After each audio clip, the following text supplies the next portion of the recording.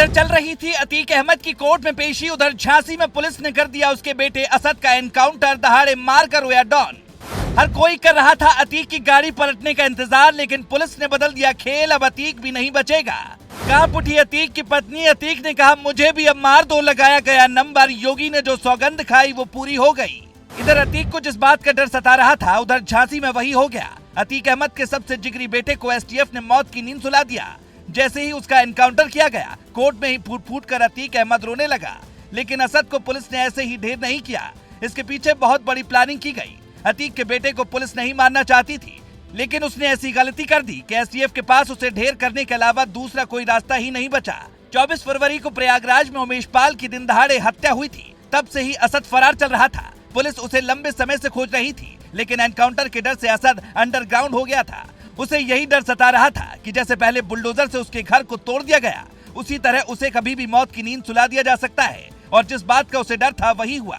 उमेश पाल हत्याकांड के मुख्य आरोपी असद अहमद और गुलाम को पुलिस ने झांसी में मार गिराया है। बताया जा रहा है कि झांसी में पुलिस ने दोनों को मार गिराया। असद और गुलाम पर पुलिस ने 5 लाख रुपए का इनाम घोषित किया था। इतना ही नहीं, अतीक की पत्नी को भी पुलिस ने मोस्ट वांटेड घोषित कर रखा है। लेकिन अभी तक अतीक की पत्नी का कोई भी पता नहीं लग पाया है। लेकिन जो अंजाम असद का हुआ है, उसे देखकर अतीक की पत्नी भी अब यही सोच रही होगी कि जल्द से जल्द वो सरेंडर कर दे। इसी में उसकी भलाई है, क्योंकि ये बाबा की पुलिस है, ज्यादा इंतजार नहीं करती है। इंतजार करवाने वाले असद के साथ जो हुआ वो पूरी दुनिया ने देखा। अब आपको एसटीएफ ने उसे कैसे मौत के घाट उतारा, उसके बारे में बताते हैं।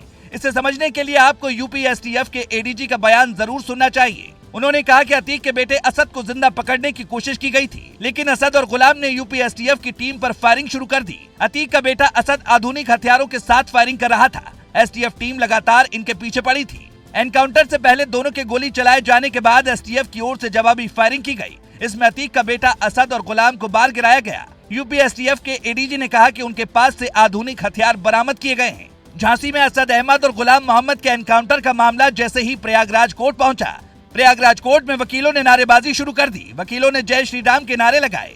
दरअसल अतीक अहमद और अशरफ को प्रयागराज कोर्ट में गुरुवार को पेश किया गया। यूपी पुलिस की ओर से रिमांड मांगा गया है। इसी दौरान असद के एनकाउंटर का मामला सामने आया है। कोर्ट परिसर में ये खबर आग की तरह फैल गई। वहां मौजूद वकीलों ने खुशी में नारेबाजी शुरू कर दी। आपको बता दें कि आरोप है कि अतीक अहमद का तीसरा बेटा असद उमेश पाल के हत्यारों की अगुवाई कर रहा था। 24 फरवरी को प्रयागराज में उमेश पाल की हत्या के बाद से ही असद की तलाश चल रही थी।